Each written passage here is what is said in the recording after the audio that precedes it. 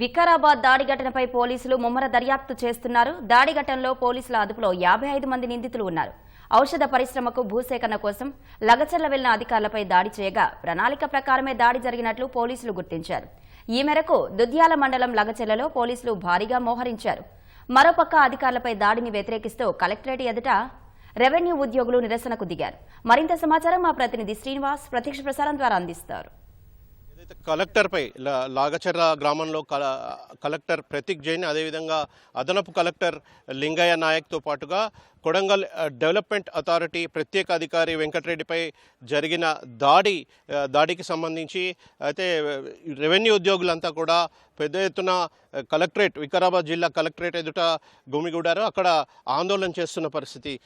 న్యాయం చేయాలంటూ ఈ తరహా దాడులు పునరావృతం కాకుండా పోలీసులు చర్యలు తీసుకోవాలంటూ డిమాండ్ చేస్తున్నారు. అదేవిధంగా దాడికి పాల్పడిన వారిని అరెస్ట్ చేయాలని డిమాండ్ చేస్తున్నారు. ప్రస్తుతం మనతో రెవెన్యూ ఉద్యోగుల సంఘం రాష్ట్ర అధ్యక్షుడు రవీందర్ రెడ్డి ఉన్నారు. ఆయనతో మాట్లాడదాం.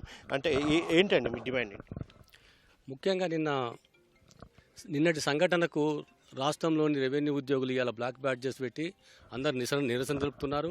అలాగే వికారాబాద్ జిల్లాలో రెవెన్యూ ఉద్యోగులందరూ వాళ్ళ విధులను బహిష్కరించి రోడ్డు మీదకి వచ్చినందుకు అందరికీ కృతజ్ఞతలు తెలియజేస్తూ ఇలాంటి సంఘటన మళ్ళీ ఎప్పుడు కావద్దు, పునరావృతం కాకూడదనే ఉద్దేశంతో ఈరోజు మేము నిరసన తెలుపుతున్నాము.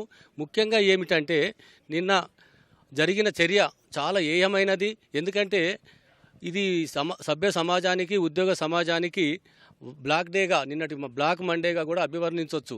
ఎందుకంటే ఒక collector and joint collector, RDO, MRO, additional collector వీళ్ళందరూ కలిసి ఒక గ్రామానికి పోయి భూసేకరణ చేయడానికి పోలేవాళ్ళు.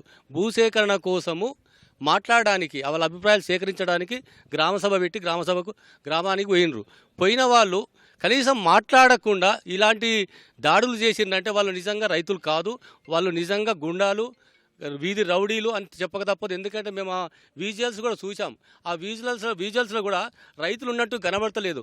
మొత్తము అంత కొత్త వాళ్ళు కనబడుతున్నారు. దీన్ని తప్పకుండా వీళ్ళు మొత్తం అందరూ కూడా వేరే వారిని మేము గుర్తించినాము. తప్పకుండా వారిపై తగిన చర్యలు తీసుకోవాలి. వారిని ఖచ్చితంగా కఠినంగా శిక్షించాలి, అరెస్టు చేయాలి.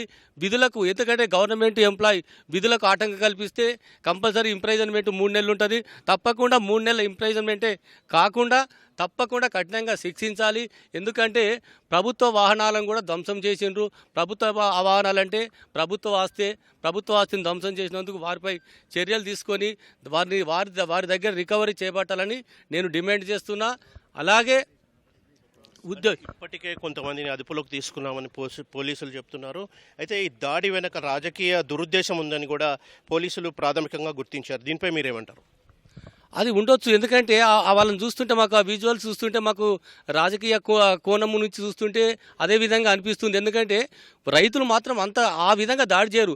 ఎందుకంటే మేము గతంలో మల్లన్న సాగర్ చేసినప్పుడు మేము 60,000 ఎకరాలు మేము ల్యాండ్ ఎక్విజిషన్ చేసినాం.